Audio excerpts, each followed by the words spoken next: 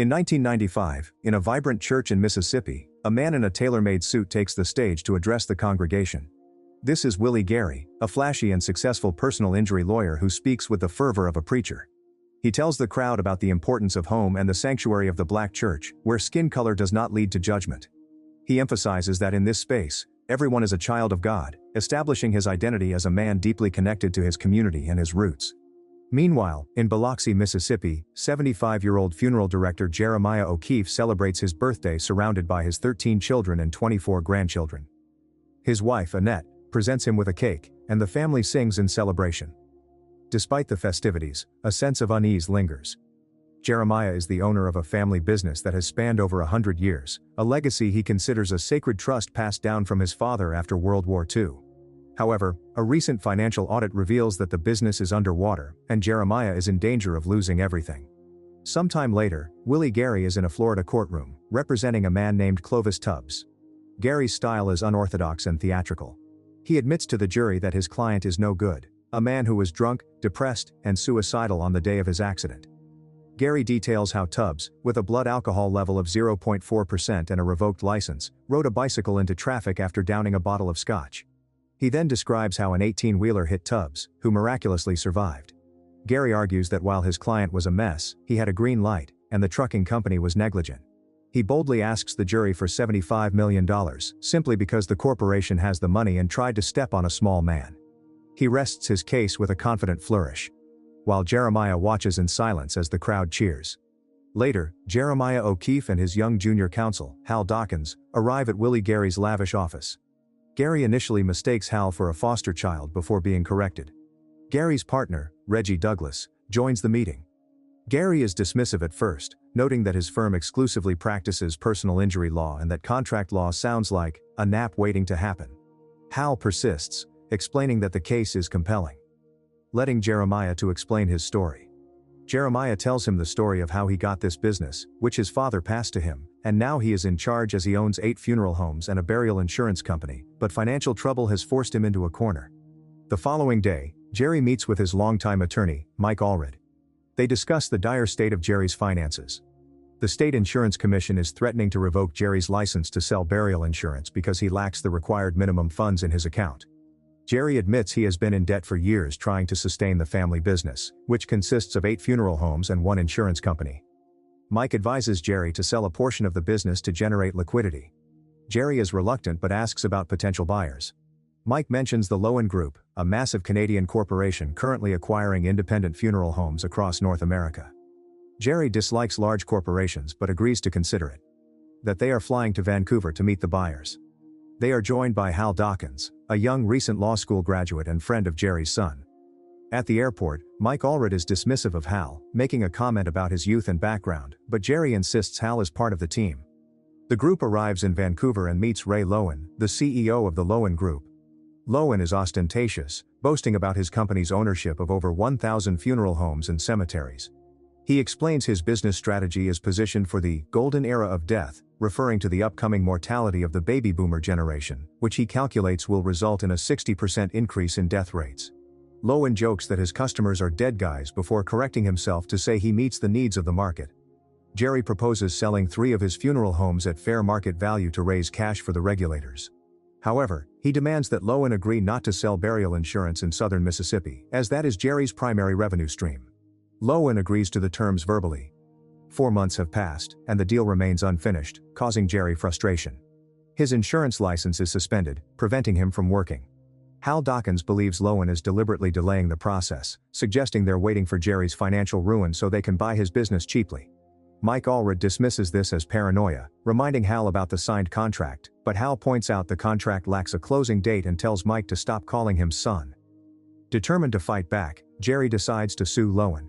His wife objects, feeling a lawsuit is inappropriate for a 75-year-old, but Jerry insists on challenging Lowen's bullying tactics. That night, Hal visits Jerry and shows him a documentary about Willie Gary, a successful and wealthy lawyer known for winning large settlements. Hal suggests that because the trial will be held in Hinds County, Mississippi, where the population is majority black and juries have a history of awarding significant damages, they need a lead attorney who can connect with that specific jury. He proposes Willie Gary, a flamboyant personal injury attorney. Mike Allred, the family's longtime lawyer, but Hal suggests Mike is white, and it is not good for them to face a black community, then asks to see Gary just once at his office, and sees how it goes. At the Gary office, Jeremiah admits they are asking for $6 million for the fair market value plus damages. Jerry tells them his personal opinion, saying this case is not for him, admitting that when he takes a trial, he has to feel he has an upper hand and make that judgment to the sky. His partner interrupts, saying the case feels like a losing one, calling it a bit iffy. Gary hesitates to take a white client because he has never had one before. When Jerry and Hal leave, Hal returns to Gary's office and tries to reassure him about the case. Gary dismisses him, mocking Hal's story and saying they don't handle low-value cases since they win millions every week, considering it a waste of time.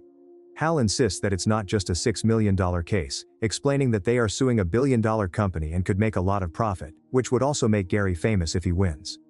Triggered by the potential money and fame, Gary agrees to take the case. The next day, Willie Gary and his legal team, including his right-hand man Reggie Douglas, arrive in Mississippi on Willie's private jet. Meanwhile, Jeremiah tells Mike that they spoke to another lawyer who will be working with them.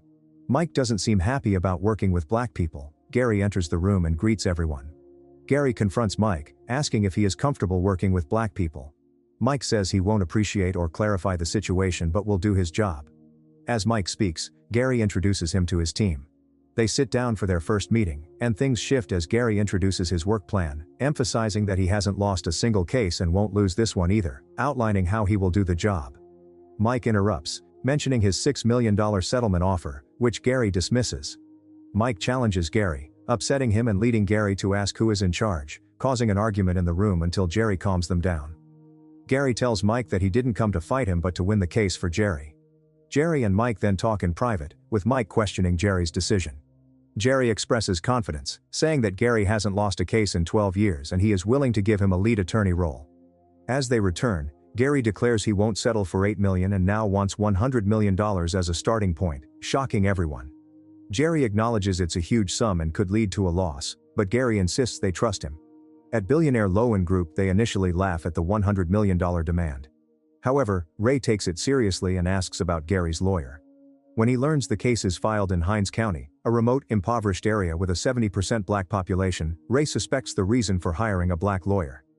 In response, Ray hires Mame Downs, an elite corporate attorney. Mame is a highly educated, sophisticated black attorney from a top-tier firm, whom Ray believes is the perfect match against Willie Gary.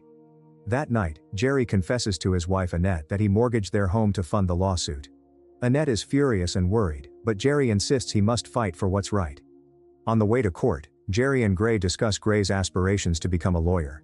Gray shares a personal story about his desire for revenge, which motivated him to attend law school. He believes Gray is well suited for the profession and the ongoing case.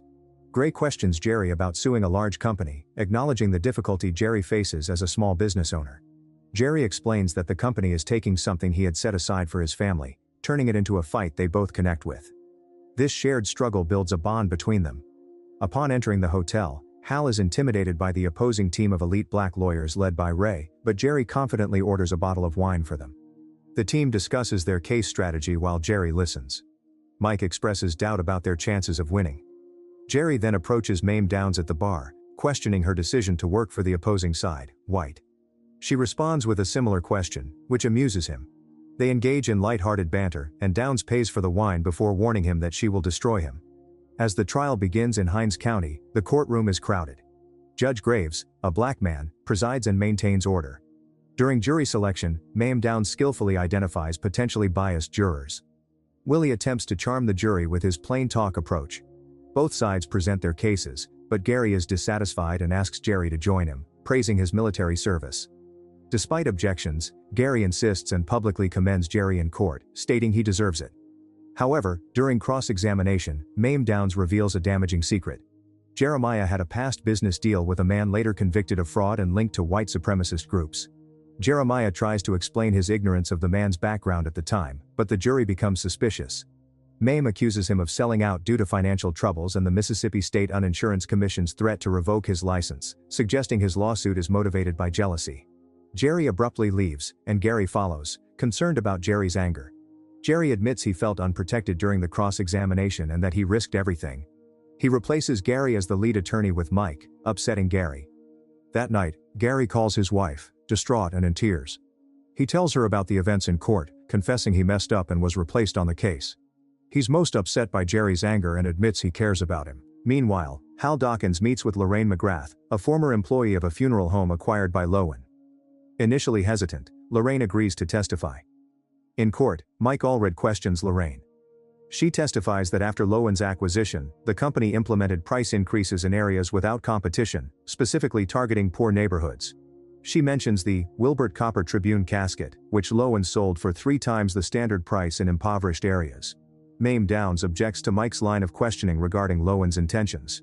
Frustrated, Mike argues with the judge, his aggressive and disrespectful tone alienating the jury.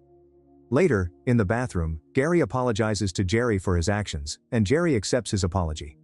Back in court, Mame is furious, disgusted by Mike's behavior and feeling he's acting like a savior for her community. She wants to cross-examine him as if he was present when the deal was signed. During discovery, Hal Dawkins uncovers a predatory practice by the Lowen Group. He finds evidence of a deal with the National Baptist Convention and investigates it. In court, Mame Downs cross-examines Mike Allred, who is now testifying about the contract. She asks if the case is about race, which Mike denies. Mame shifts to Mike's family history, asking if he loves his family and would ever disown them. Mike affirms the importance of family. Mame then asks about his grandfather's membership in the KKK. Despite objections from Mike's team, the judge allows the questioning. Mame asks if Mike attended Klan rallies, causing Mike to become defensive. Crucially, when pressed to denounce his grandfather's actions, Mike refuses, saying he cannot judge his ancestor. The predominantly black jury is visibly disgusted. In the holding room, the team urges Mike to denounce his grandfather, but Mike refuses to insult his family. Gary tries to calm everyone down. One by one, the team members refuse to work on the case and leave for Florida. Mike, realizing the harm he has caused, agrees to remove himself from the case, leaving Gary alone. During the break, Jerry meets with Gary's family.